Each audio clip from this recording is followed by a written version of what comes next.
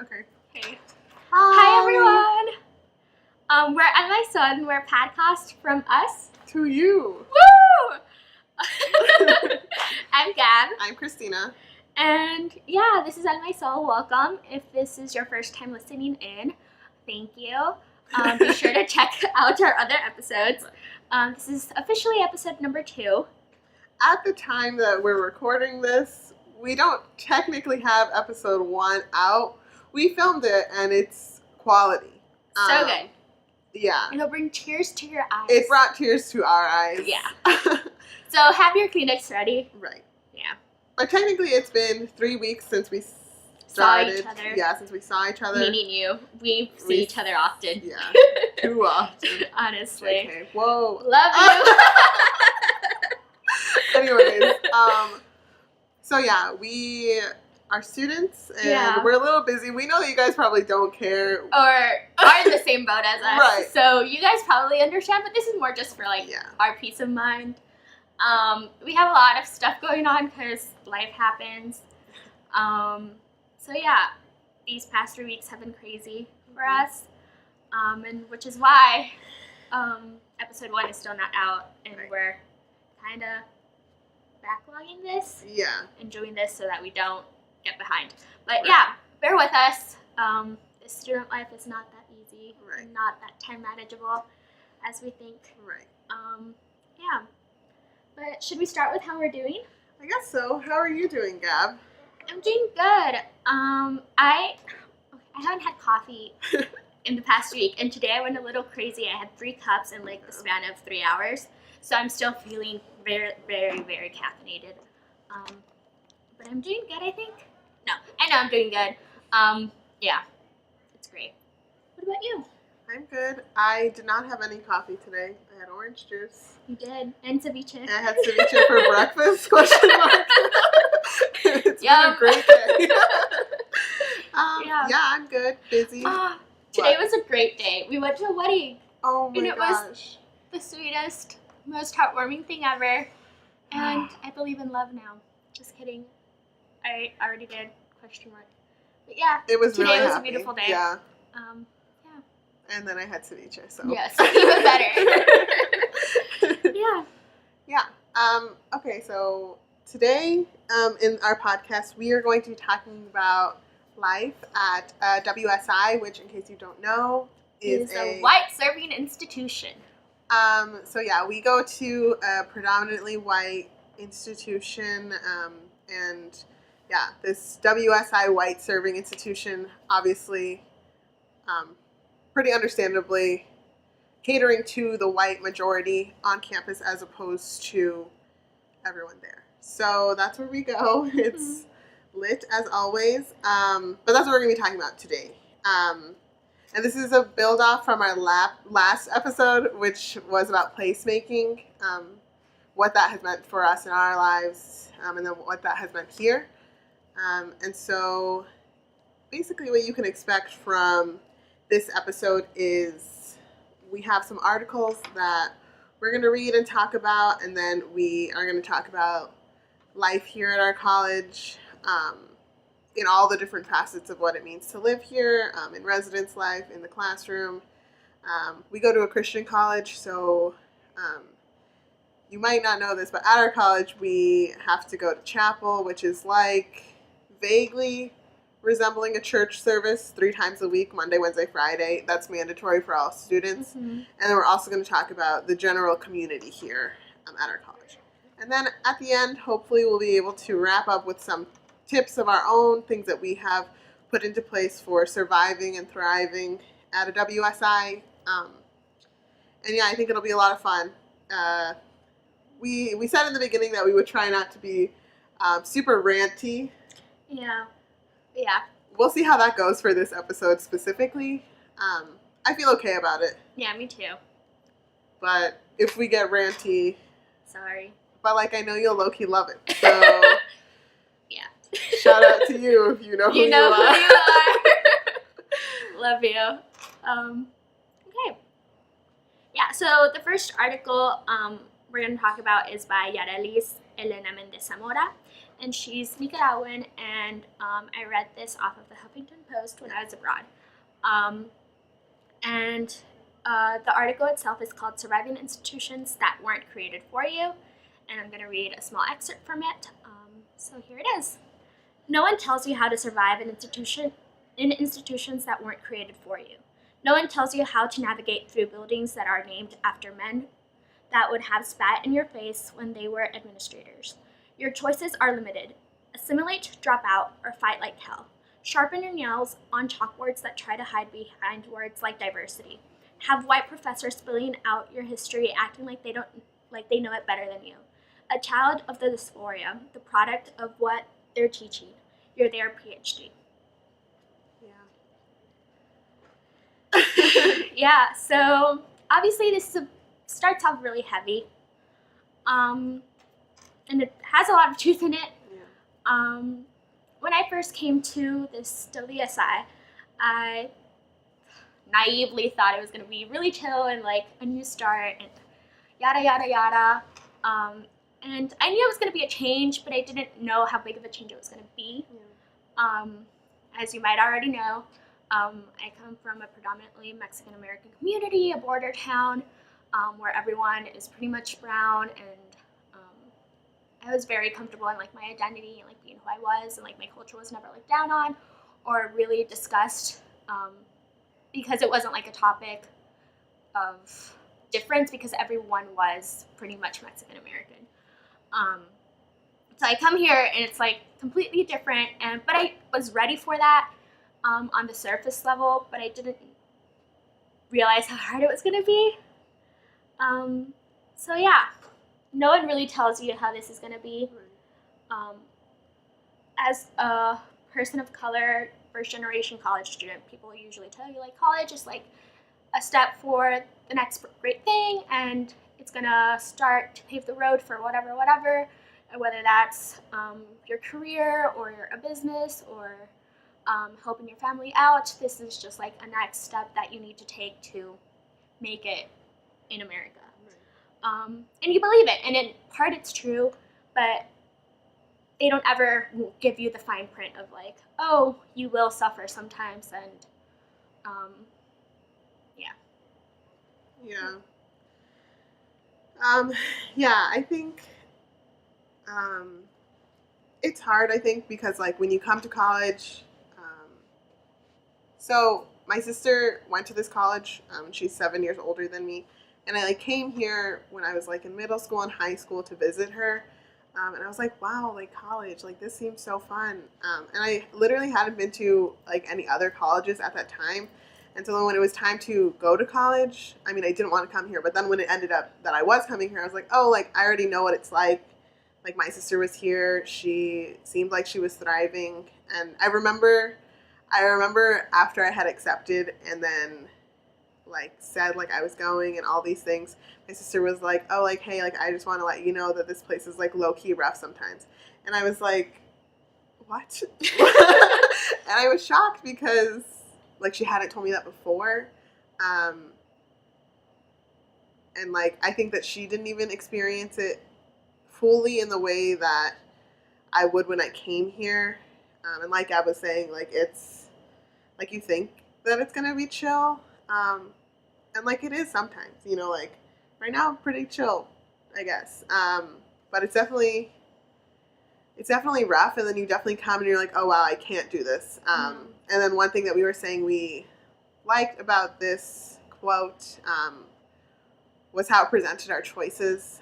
So assimilate, drop out, or fight like hell. And I remember feeling all those things, you know, of like, okay, like I have been here for a semester and I'm literally going to leave and I'm not going to come back.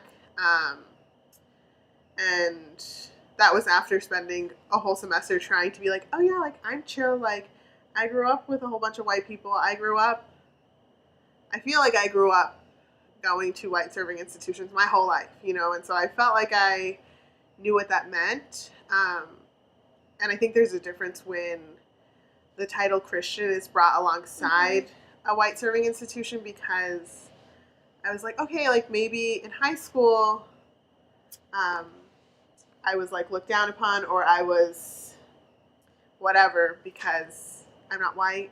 But, like, here, these people are Christians, so it's all going to be okay. Mm-hmm. And then when that wasn't true, that was so much worse, you know, because it's like, okay, like, I'm a Christian, you're a Christian, why are you being so dumb, you know? Yeah. And then fight like hell. I guess that's, like, low-key what we're doing, I guess. Coping mechanisms. Yeah. So the only point of reference I had to college was my speech and debate coach. And when I had decided that I was going to come to this school, I did a presentation on like the school I was going to in one of our classes, and the slogan, if you will, of our school is very Christian. Yeah. And my speech and debate coach also went to a Methodist, or she went to a Methodist college in Texas. And when she saw that the school I was going to had a very Christian like logo or slogan, she was like, "Whoa!" Like I went to a Christian school in Texas, and it didn't have that. Like it was just Christian on the brand, but like the fibers of the school weren't really that evident of Christianity. It was very much a choice. But the school I attend now, and she warned me about, she was like, "Oh, I didn't realize how Christian your school was." And at the time I was like, what does she mean? And then I got here and I was like, oh, that means I have to go to chapel 3 times a week. Yeah. That means DSG groups are gonna be like the sororities of freshmen. That means floor life is gonna be so much different. That means no sororities. That means so many other things that secular colleges are that differ from that make it different from secular colleges. And I didn't understand that mostly because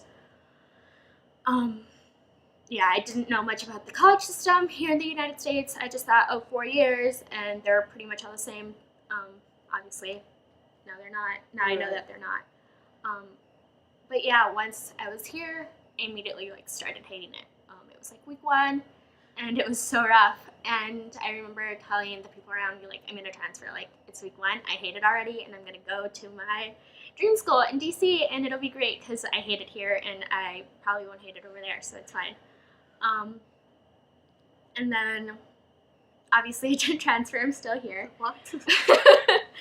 But that pain that grew came from, well, these are my Christian brothers and sisters, and we love the same God, or we say we do. But these are the people who are hurting me the most. These are the people who are hurting me and doing it in the name of Jesus or God. And they're ignoring my cultural context. They're ignoring my heritage. They're ignoring my name. They're ignoring my skin tone. They're ignoring all my experiences. And I don't know how to deal with it, so I'm just going to hate everyone. So yeah, that was first impression of the school. And I never felt like I had the support from faculty or the institution as a whole until I got to the office where we now serve. So white serving institutions make you feel really, really small and really, really small and just not seen, not heard, and they give you this sense of I don't know, silence. Right. Because you're just one person. Yeah. And they don't represent you. Right. I want to highlight the last sentence, the second to last sentence in this little section that Gab read. So it says, sharpen your nails on chalkboards that try to hide behind words like diversity. Have white professors spilling out your history, acting like they know it better than you. A child of the diaspora, the product of what they're teaching. And then the last sentence is, you're their PhD. I feel like we can talk about this college as being a really emotional, hard community to live in, and it's hard to deal with the white girls on our floor or stuff like that. But we come to college to get an education, and if my education wasn't affected by the color of my skin, it probably would be easier for me to stay at a college like this, despite the students here being like a little dumb, but this college isn't like excused of that reality. Like I feel that, you know, of like they always say this of like, oh, like why do we talk about diversity so much? Like people are tired of hearing the word diversity. Like white students are tired of talking about it, and then it's like students of color hear it all the time, and then nothing changes, you know. And I am the face of diversity in half of the classes that I take, and then you know, I'm the one who has to make it happen, you know. And like, yeah, white professors spilling out your history, like that's like everything that is so awful, you know. Like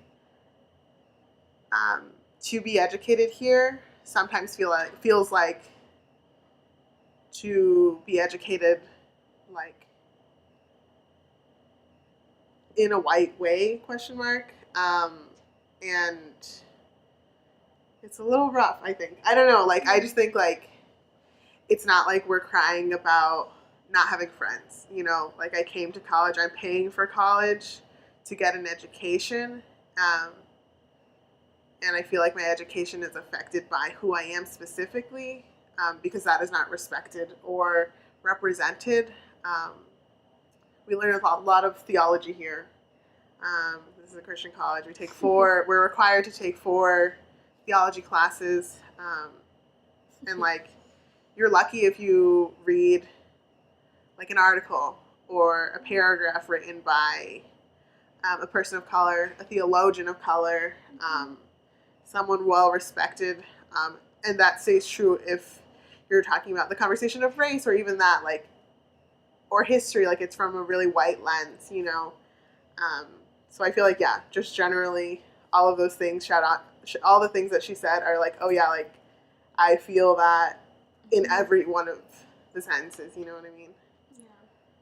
Going off of that, yeah, in a lot of my classes, I've been the only like person of color, and it's very tiring to have to like represent not just like the Latino population, but like kind of have to talk about the African American context and like all these other like contexts, because I'm like the only person of color in this class, and like I low-key don't know much about my own, so like I can't speak to all these other things. So sometimes I'm just like quiet, because one, I don't know everything. Two, like I don't have the like expandability to like do this every day, and like it's like so tiring, and it's not my job. Like in the end,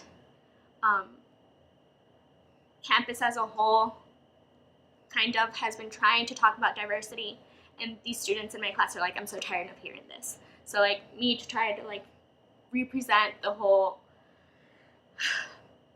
Latino struggle here in the US today, for them just to be like, I don't want to hear about it, is like really, really tiring.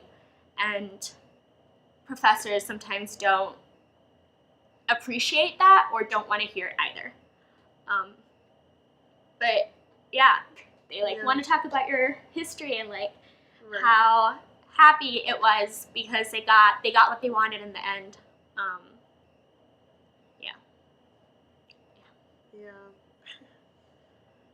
Yeah.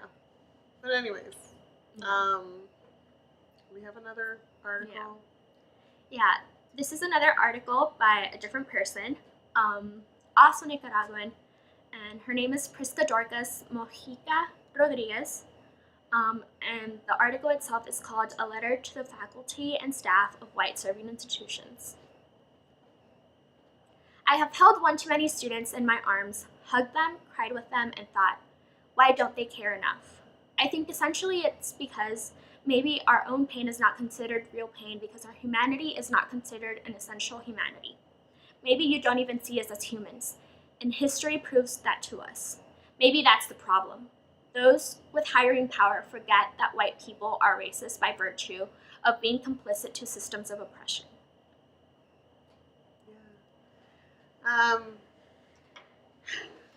So one thing, at least for me, Prisca has been someone who like writes a lot about these things, and I I went to see her talk a couple of times at like different colleges around here, and then one time at New Jersey, Princeton. Did you transfer? I transferred to Princeton. But yeah, she would do like lectures kind of, or like keynotes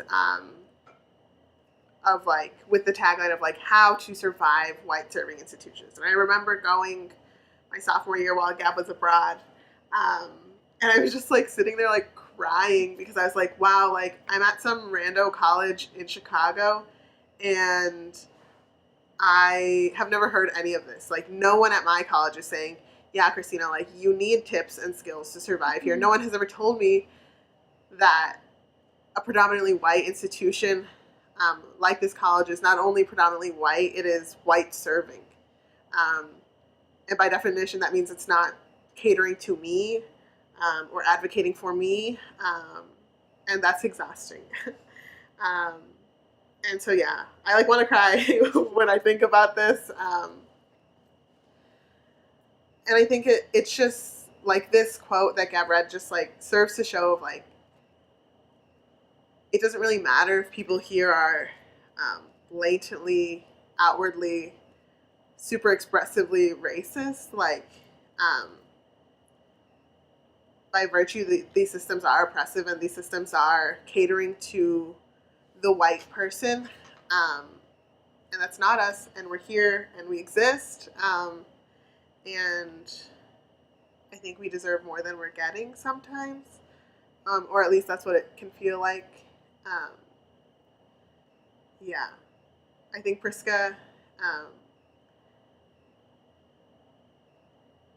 reading her stuff and like seeing her talk definitely helped me to tap into an anger that I probably have never let myself feel. And I'm really grateful for that. And I, like, you can feel that in these words. Like so basically what the point I'm trying to make is like, she goes to all these colleges, and that's the context of this. Like, she's here with students coming from all over the place, you know, like, and I was one of them, like, going to her and, like, telling the story of the struggle at whatever white serving institution that she was at,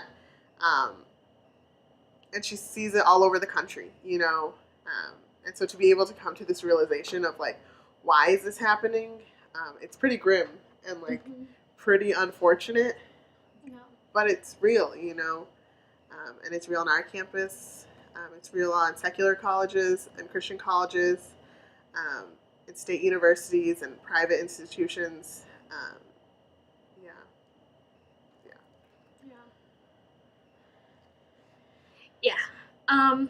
You know, to whatever Christina just said, a lot of Priska's work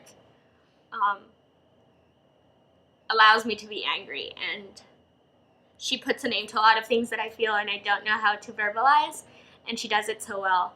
And yeah, it's really good, because in general I think I have a lot of angst, in a healthy amount,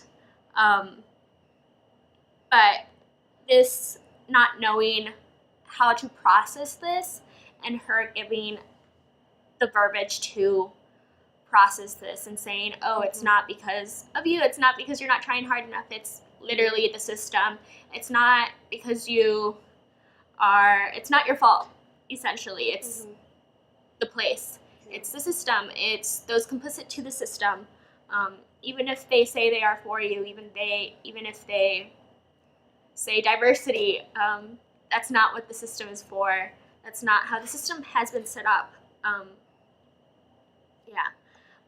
Kind of sidetracking, I know this wasn't part of it, but there's a book that I read called The Locust Effect. I don't remember who the author was, but basically he talks about how in mass scale, the main problem of people in general / community development is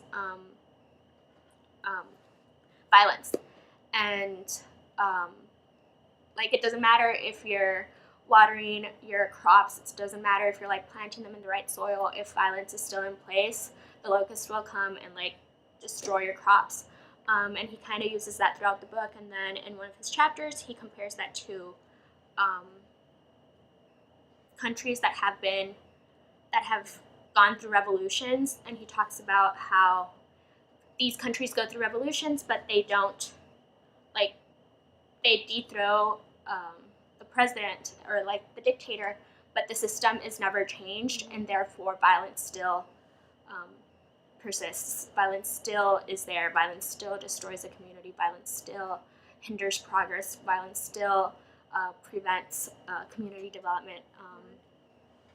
So kind of reflecting that here, a lot of schools do say diversity or high students of color enrollment or faculty hiring, and yes, that's great, but if the system is not being reworked and redesigned and reimaged and reworked to reflect the student body, then that doesn't help much. Yeah.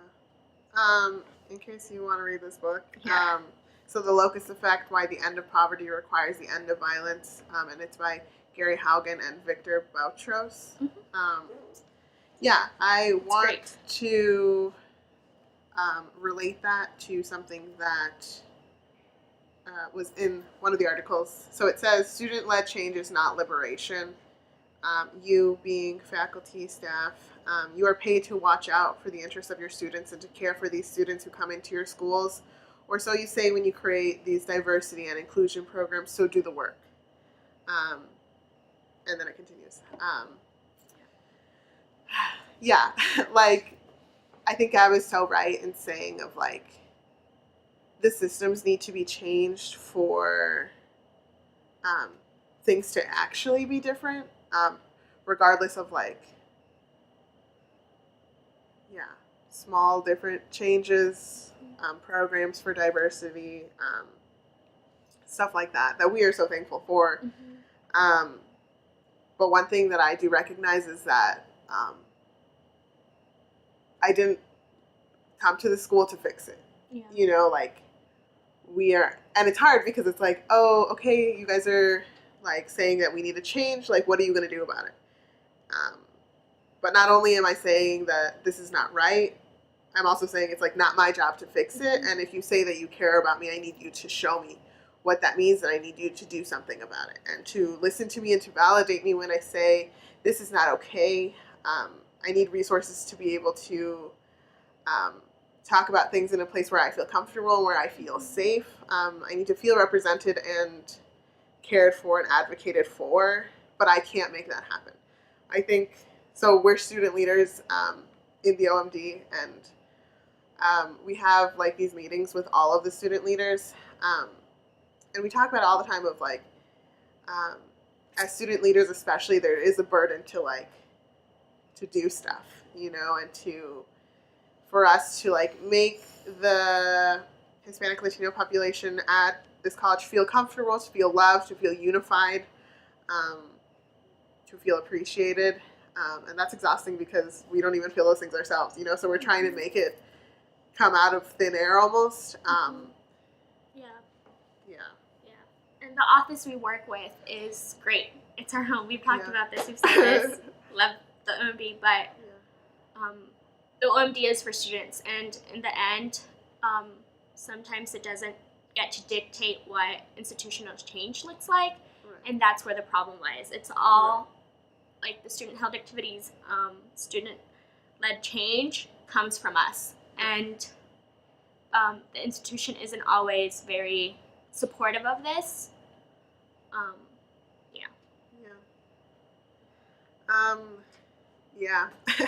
So now we're going to talk just a little bit about life here at this specific white serving institution in the 4 different categories that I said earlier: residence life, classrooms, chapel, and then the general sense of community. Again, this might be a little ranty, but I think it'll be all right.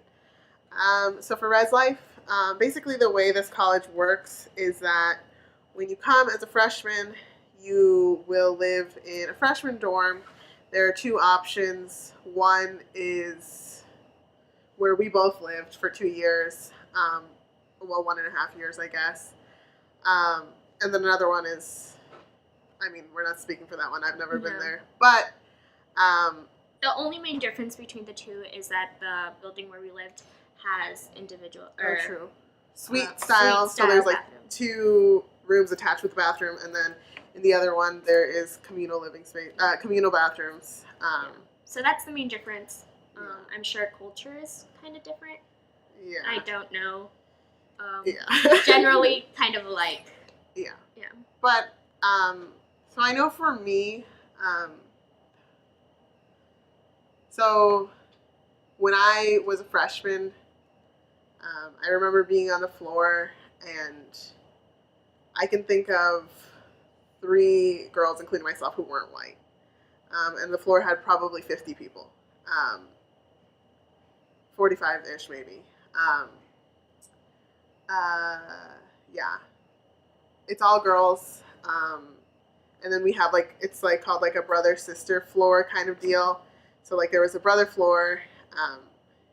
And like even in my mind, there was one boy who I knew who wasn't white. Shout out to you, I guess.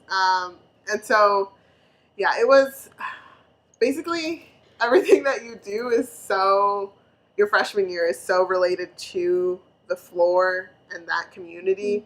Like when you get there, that's your like main source of friends, and everyone's freaking out, which I'm sure happens at other colleges. Like, I just need to make friends.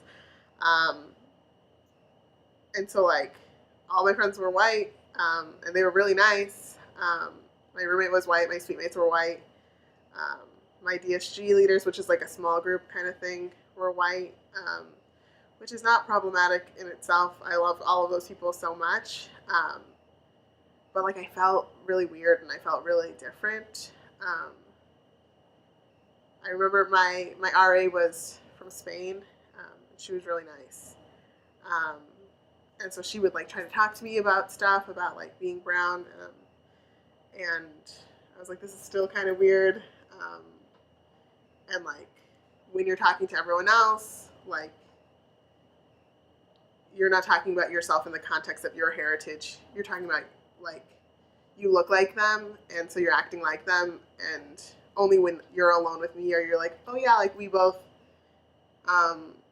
like know Spanish and these kind of things, and was like, oh, like we're both similar. And I was like, oh, but like all the other times you're really not acting like that. And so I was like, you're not going to help me process these things. And so, yeah, I feel like I could go on about that forever. But I'll just stop. Gab, do you want to say anything?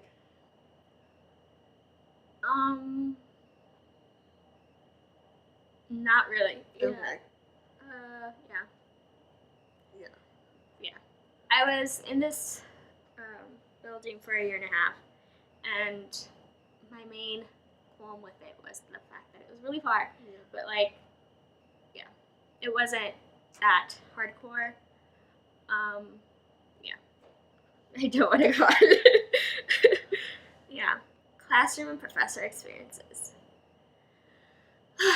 That's something I could go on for 10 years.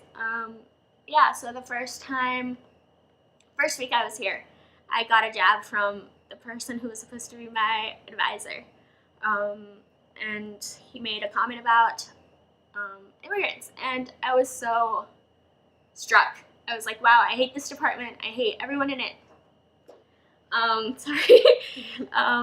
And I want to leave. And that was the first week here. And that was the week when I told everyone I knew at the moment that I was going to transfer. That's when I decided I wanted to transfer. That's when I started my transfer application.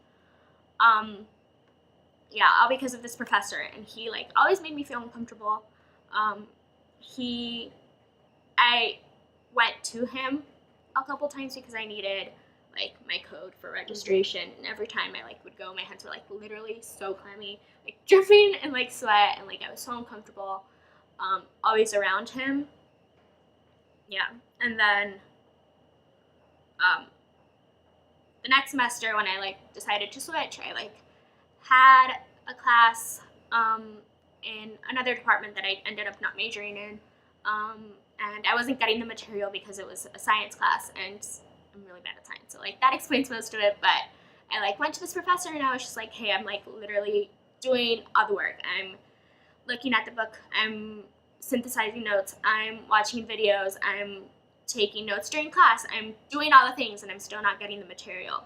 And he was like, have you ever been like diagnosed with a learning disorder? And I was like, what? Like, no, like, no, I'm sure it's the material and how you're teaching it and not me, because I'm acing all my other classes, and low-key I'm bad at this class, but it's not because I have a learning disability. And then as a follow-up to that class, I had to go to lab, and I always had a student like come up to me and or this one specific student come up to me, and she would always ask me, are you getting the stuff? And like, she was also a student, so I was like, yes, I'm getting the stuff. Who do you think you are? And this was like a constant thing, and I never once saw the lab professor like step up and like try to quit it, even though I like wasn't verbalizing my like uncomfortableness about the student. But if this professor would have been more attentive and would have seen like my body language, would have seen my uncomfortableness in this lab, she could have like picked up on it and like maybe called it to the attention of the student to like quit it. Or maybe if I had felt more comfortable in like that department, I could have told someone in that department, so like they would have acted and like disciplined the professor who asked me if I had a learning disability. Or maybe if I had felt more comfortable, I would have stayed in the department I like started off here, and someone would have called it to the attention of that professor to like quit what he was saying, because I wasn't the only student he was saying these things to and like making uncomfortable. So I never really felt safe or comfortable enough to like say these things about my own uncomfortableness in the classroom, or these like attacks I was like getting from other students and even professors. And like most of it, I guess, is my fault for like not verbalizing this to like higher ups, but 100% sure that it was especially on them, because they shouldn't be doing this in the first place. So to you who are watching this and like you feel uncomfortable like, by something your professors are saying, by something your classmates are saying, speak up. Go to someone you do trust. Go to the Office of Multicultural Development and talk to the director there. Go to, I don't know, the recruiter of multicultural admissions. Go talk to someone you feel comfortable and like verbalize this, because it will hurt you and it will close out the spaces on campus for you because you don't feel uncomfortable, because you do feel uncomfortable.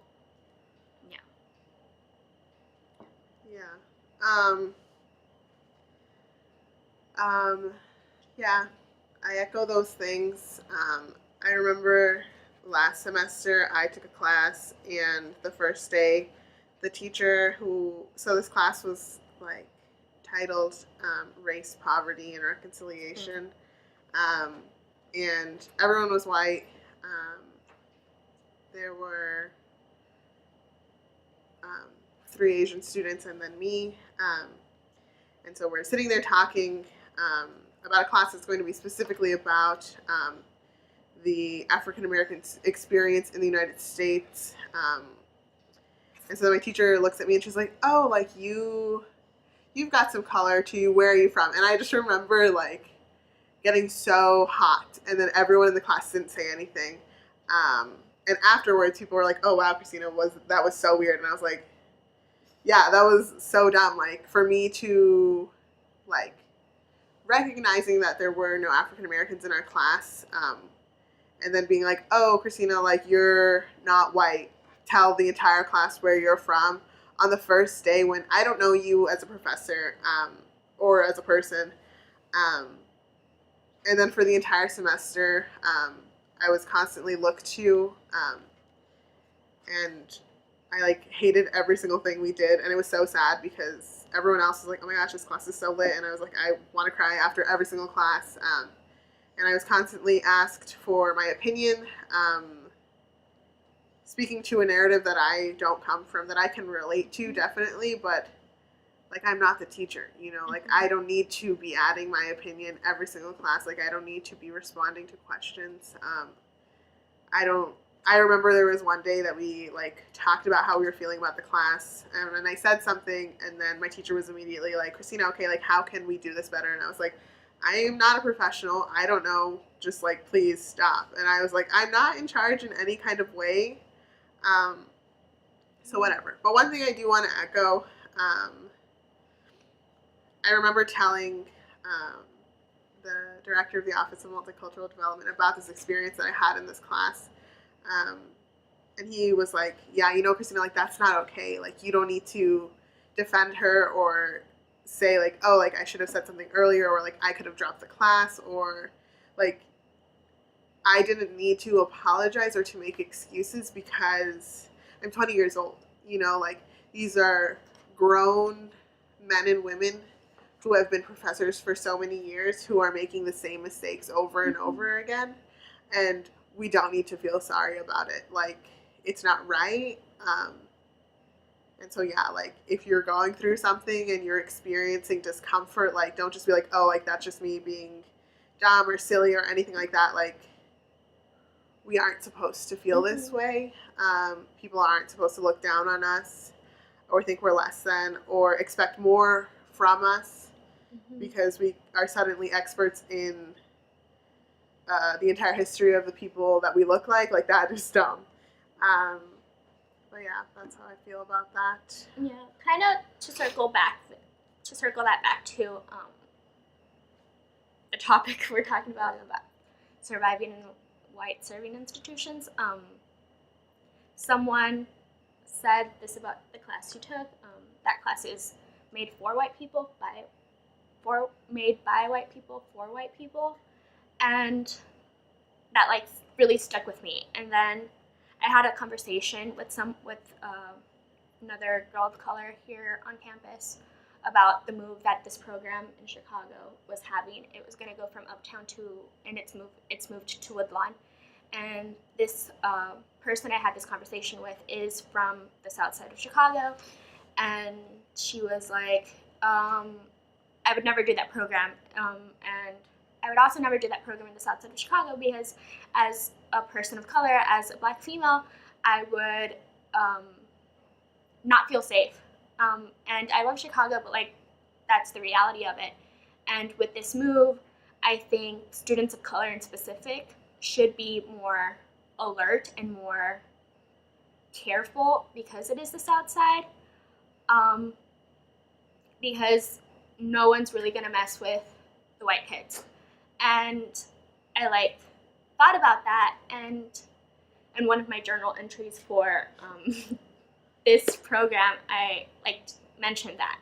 And I said, I don't want to believe that this program is made by white people for white people because I've grown so much in this. I've gained so much from being in Chicago, from interning in Chicago, from learning in Chicago, from living in Chicago, from being, from having this experience. And I don't want to believe that it is made for white people, by white people, because I'm not white and, like, I'm gaining so much from it. And if this change is something that is gonna make students of color targets, I want this program to be wary of that and like, have that in their mind. Like, I don't want a brown girl to, like, not do this program because they feel unsafe because they're not white. So I wanted to bring that to the attention of the department chairs who were reading our journals. I was like, I don't want this program to become something that students of color can't do because it's something that I've really gained a lot from. And I love Chicago, and I don't want other students to, like, not. Yeah. So as a tip for survival in a WSI, like, bring these things to attention because they're important. And yeah.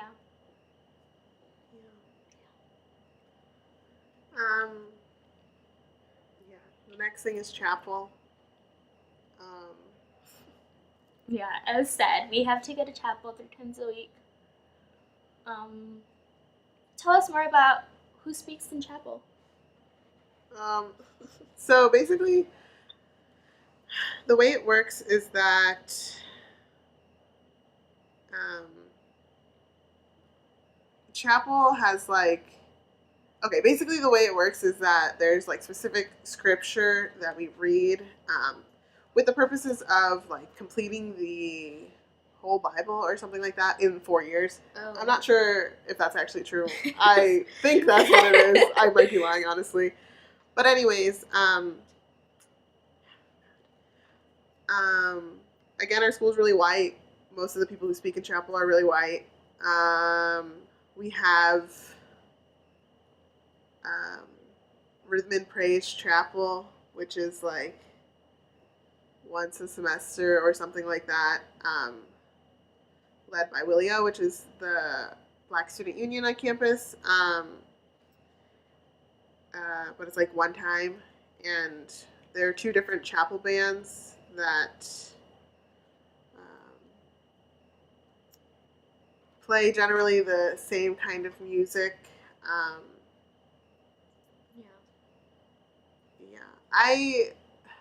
I grew up going to a predominantly white church. The style of worship and the way that people talk in chapel is what I'm used to. I think when I came to college, I was really comfortable, but through my time being here, I realized, and we can probably speak more to this, of our faith came to us from the colonizers, and I think when you learn that, you're like, oh wow, is my faith even real? The people who came to my country killed and raped and destroyed in the name of Jesus, and now that's why I'm a Christian. And so then it's okay, what is chapel even? What is these DSG small groups? What is worship? What is praying? What are theology classes? For me, someone who historically was forced into this religion, coerced into it. So yeah, I think being a third-year student, chapel has become, at my weakest moments, the embodiment of oppression. And it's not its fault necessarily for me because, again, like I said, I'm used to it. This is how I've grown up.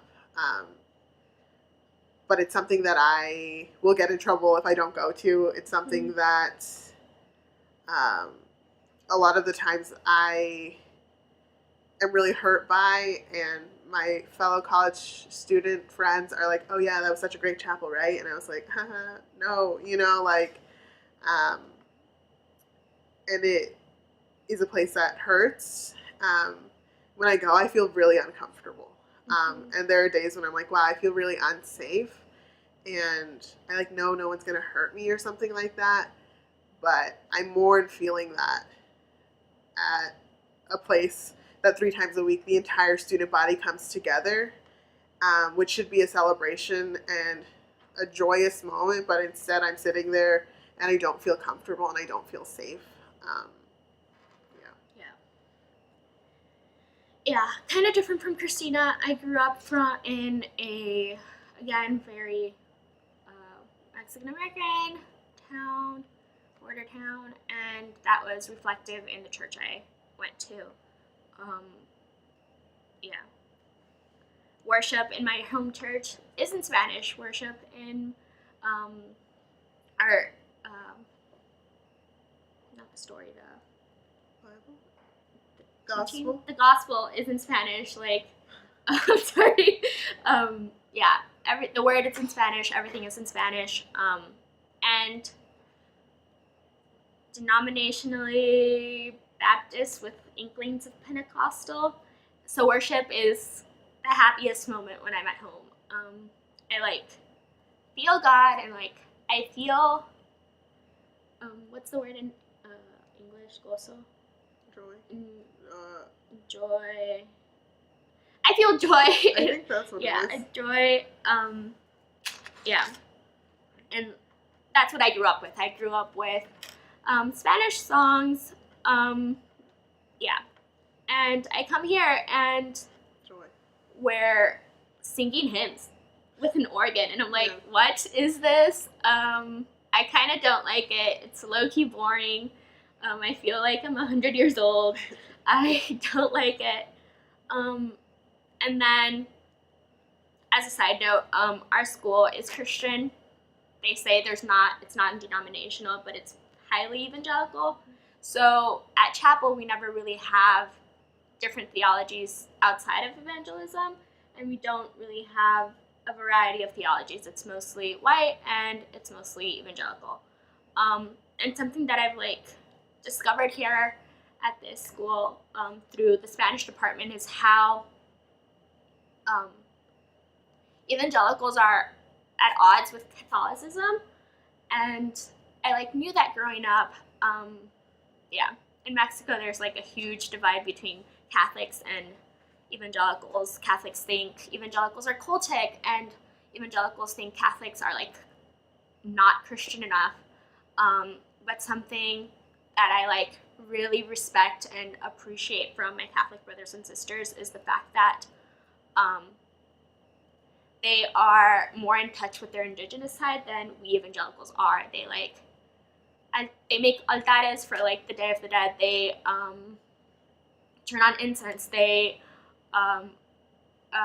pray to La Virgen de Guadalupe, who looks like us. They like are more in touch with the indigenous side, whereas to evangelicals almost tend to forget about that side of ourselves, because evangelical is pretty white, and that's who is preaching to us in Latin America. That's who it was brought by.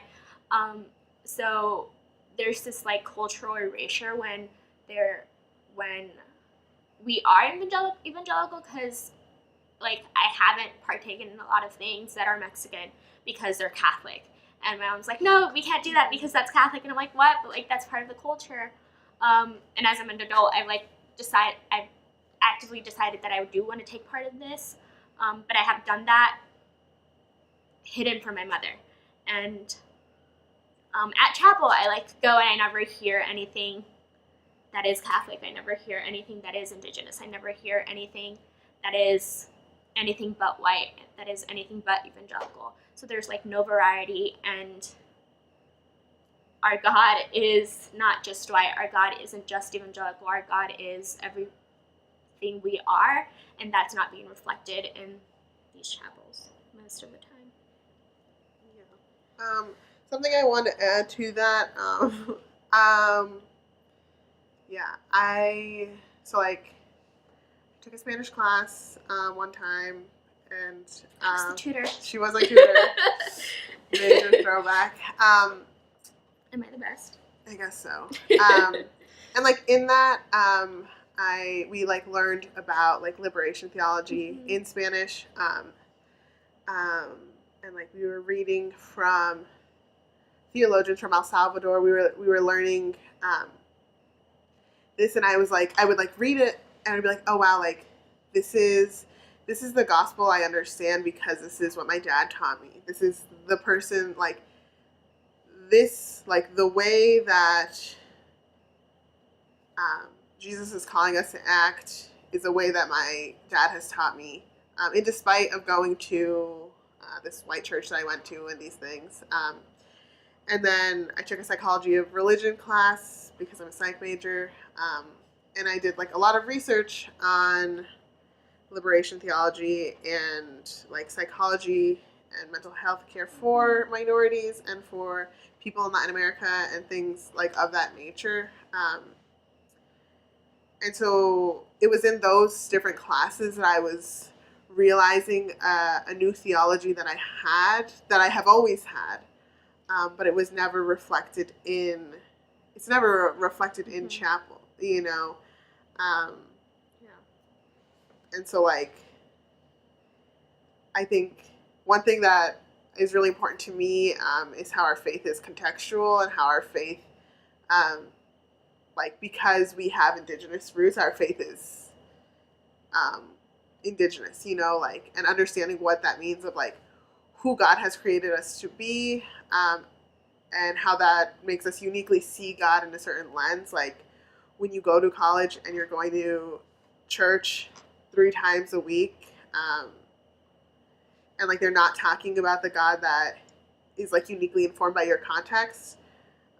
Yeah, like, to echo what Gab said, like, it's stripped of everything of who you are. And, like, you as a Christian are kind of just, like, a shell of a human being of, like, it doesn't matter what you look like. It doesn't matter because, like, we're going to teach you this white God and you need to understand it, which is, like, lame, I think. But, yeah. I dig liberation theology. It's like, I love it. And we don't ever talk about that outside of, like, Spanish classes. Yeah, again, we don't ever hear that mentioned in chapel. And liberation theology was something that was started through Latin American Catholicism. And because it is Catholic, it's not evangelical, we don't ever hear about it. And that's crazy to me. Like, liberation theology to me is, like, what God calls us to be. The theology that God calls us to follow. It's about thinking of the plight of the poor and, like, supporting them and fighting with them and fighting for them. And that's something I never hear outside of the Spanish classes that I take. That's something I don't ever hear in the general student body. Yeah. We went to CCDA, and Christian Community Development Association National Conference in Detroit this past semester with our program in Chicago.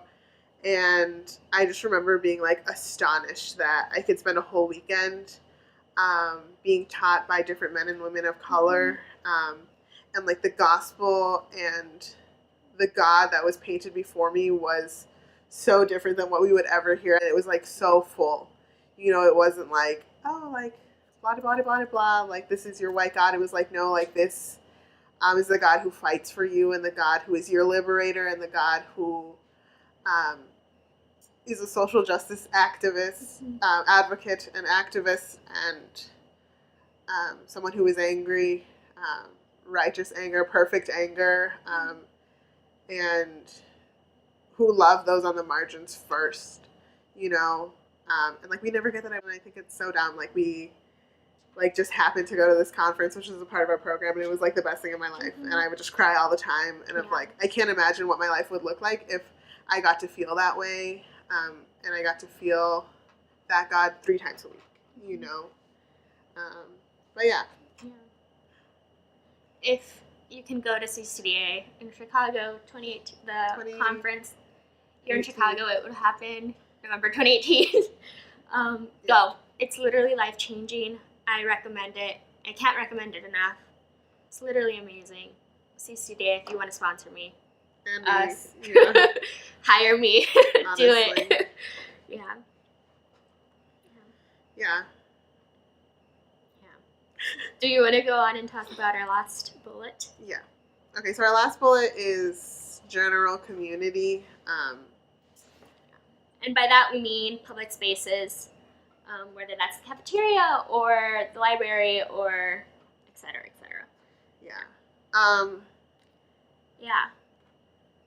So cafeteria. Yeah, I remember freshman year, it was the last week of school, and we get an email from the cafeteria, like, company. Yeah. And it was like, oh, come celebrate Cinco de Mayo. It's Mexico's Independence Day. We're gonna have burritos and, like, I don't know what else. And I was so mad. I was like, first off, no, that's not what Cinco de Mayo is. Second, burritos are not Mexican. Third, what the heck? Like, this is literally not when Mexico's Independence Day is. Like, you got it wrong. And I was so mad, and I wrote an email, and then there was, like, an apology sent, but I was, like, really, really mad.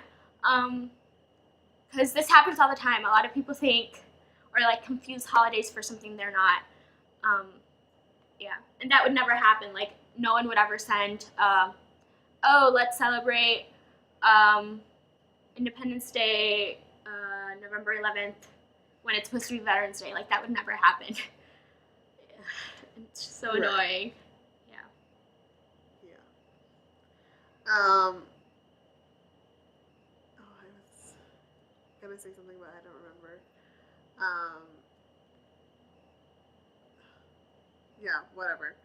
I agree. That's really dumb. Oh God. You said offices. No, I know. Oh, okay. So, we'll definitely get into this at a later time, but just generally, like the library to me is like a place where I like is like really stressful. And so throwback to last year, like the night of the election, I was in the library doing a project or something like that. And then I was listening to the radio in Spanish, broadcasting the I don't know, the election going on. And I was just like sitting there, and like people around me were also following it. And I was like freaking out. And then one of my friends was like sitting at the desk, like we have like an information desk that's like run by students. And so I was like, hey Sam, like this is really stressful and all these things. And then he's like, yeah, like I like don't want to be here, like I want to go be with my friends. This place sucks. Like everyone here is like either happy about what's happening or they literally don't care. And it was awful. And so like I like was like sitting there in the library like crying, and I like ran away, and then I ended up here in this room, which like we'll talk about eventually later. But I like go to the library now for different classes, and I get like really really nervous, and it's like that was so weird because that's a library, like that library is like for me to do my homework there or stuff like that. And I had like literally been so uncomfortable that like I like fled the scene crying, you know? And so it's hard for me to like claim that space as a place where I can like work effectively or take out books or stuff like that. And I like try to avoid it as much as possible just because it was like the culmination of like, wow, this place isn't safe for me sometimes, and this isn't a place where I can feel comforted or loved in a time of despair / anger / sadness / all these things. Yeah, so shout out to you, library. That's my story. Okay. Yeah. This was mentioned in the last episode, but we've been trying to make other offices our home since we are not paying so much money for the OMD to just be our one and only home and the only place for us. But it's really difficult to do that when a lot of these offices are the antithesis of like what we like are, or they're just like really sterile places where our life isn't valued and priorities are given to other people, and historically families or last names or people with specific last names thrive and get those positions of power or of leadership in those offices. And yeah, it's like difficult to branch out to places where you don't feel comfortable, and that's an ongoing process with that or in our lives here at the moment, trying to make other spaces for us and our own, since that's something we're entitled to because we're paying so much money. I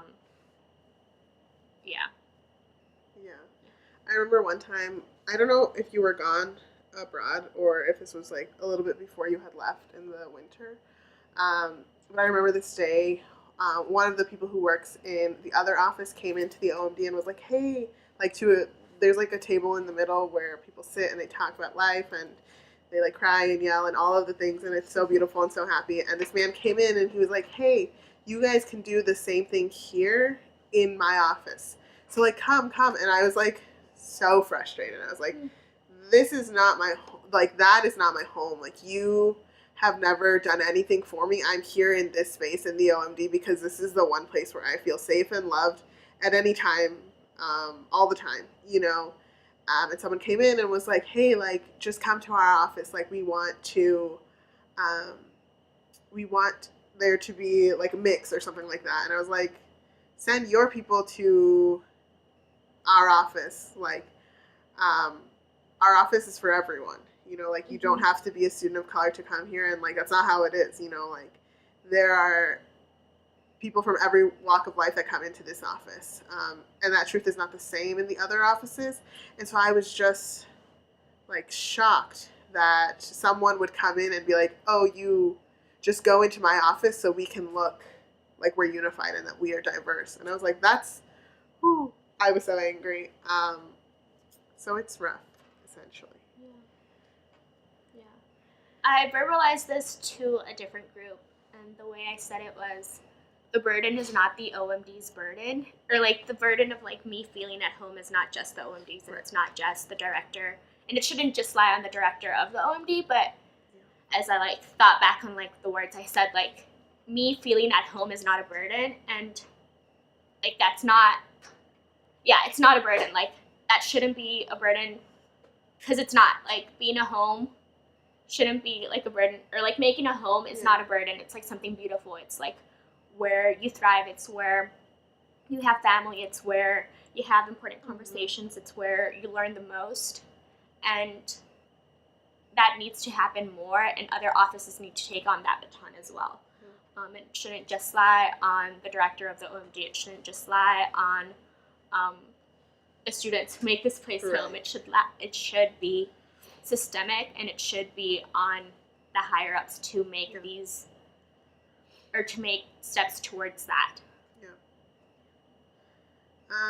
So yeah, that's this college. I guess, yeah, we're gonna quickly talk about our own tips for surviving here. We'll just probably shoot them out. I know the big one for me was to engage in communities of color on this campus. This place is really white. And, like, going back to one of the quotes that we read, like, we don't need to assimilate. Like, you don't need to do that. Like, you are free to be walking around. So there's some moments when we'll walk around and it's, like, 5 brown girls. And it's, like, the happiest time of my life. And, like, people look at you and, like, they see you and I'm like, wow. Like, we are so awesome. And, like, it's so happy, and those are the moments that give me joy. So, yeah, that's one. Go ahead. Yeah, another one I would say, I'm, like, really hard on myself with, like, school, so be kind to yourself. Yeah. If you don't get an A, it's not the end of the world. Be kind to yourself, surround yourself with people who are kind to you.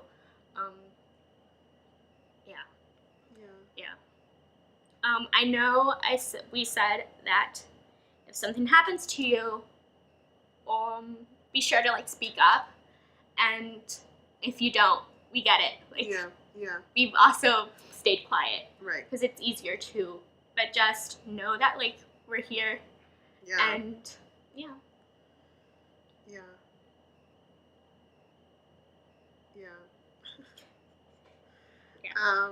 if your school has free counseling, do that. Oh, true that. Yeah. You're also paying for that, honey. So do it. It's something that I wish I would have done earlier, and now that I'm doing it, I think it's really good. So,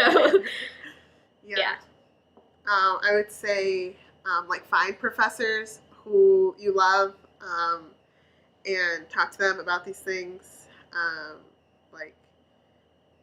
And I found it most helpful to, like, push myself a little bit. Like, you don't need to tell your racist white professor that he's racist. You don't need to do that, and we're never going to tell you that you need to do that. And some people might tell you that that's your job, but it's not.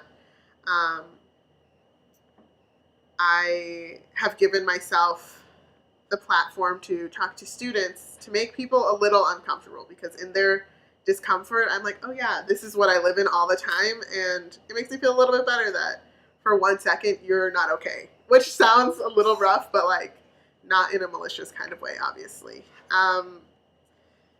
Yeah. I would say like what? Just a previous conversation we've had about this. Oh gosh. I would say like pray. Yeah, go Jesus. Go Jesus. Love you. Read books. Yeah.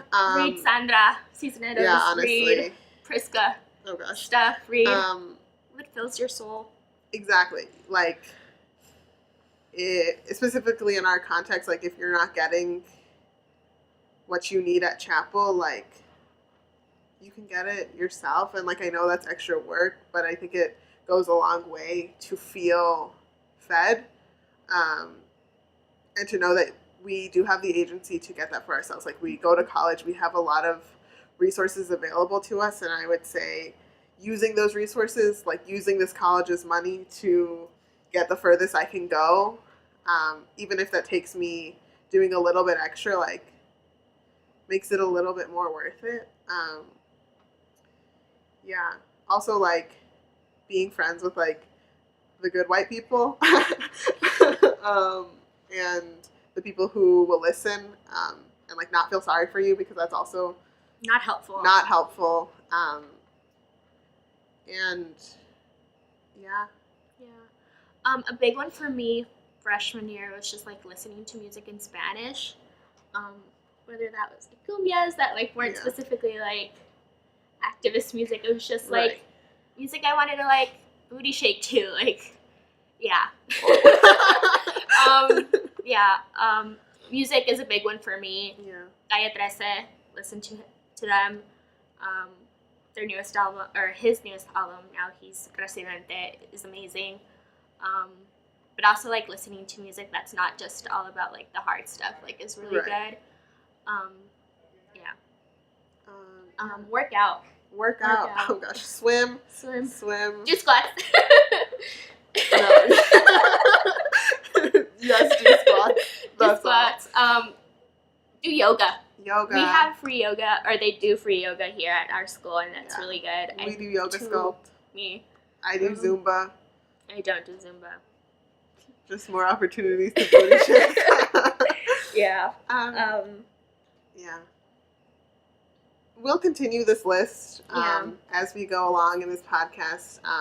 There will be an episode specifically on self-care. Right. So stay tuned. Yeah. Well, I guess that's all we have for today. Yeah. This went longer than we thought we would, but we knew that was going to happen. Yeah. Thanks for tuning in. If you haven't exited or stopped, we're sure you're still here. Thank you. We really appreciate you. Yeah. That's all. We love you. We love you. Bye.